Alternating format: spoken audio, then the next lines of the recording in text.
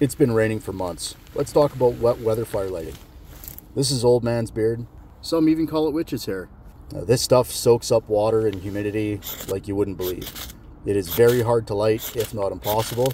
I think it does a better job of putting out a fire than it does lighting a fire.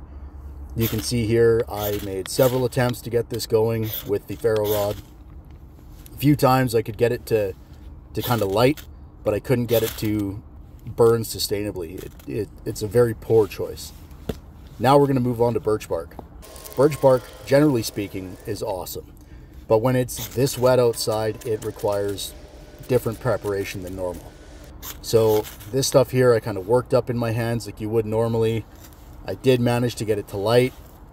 It looks like it's going good, but I couldn't get it to stay lit.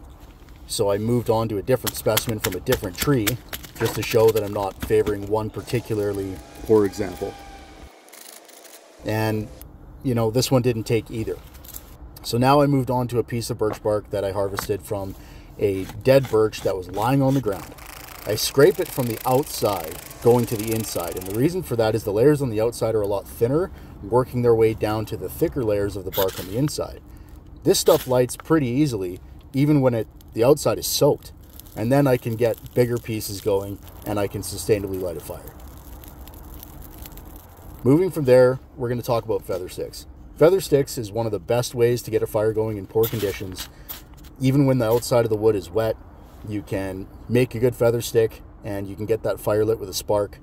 I made a few different examples here just so everybody can see the variety. Now you will need probably about 6 to 8 feather sticks to get a fire hot enough to get wet or damp kindling to light. Fat wood. This stuff is number one. If you can find an old Douglas fir stump or pine stump that has this resinous fiber in it, this is the way to go. Shave off the outside layer, then scrape the inside into a nice little pile and light it with your ferro rod.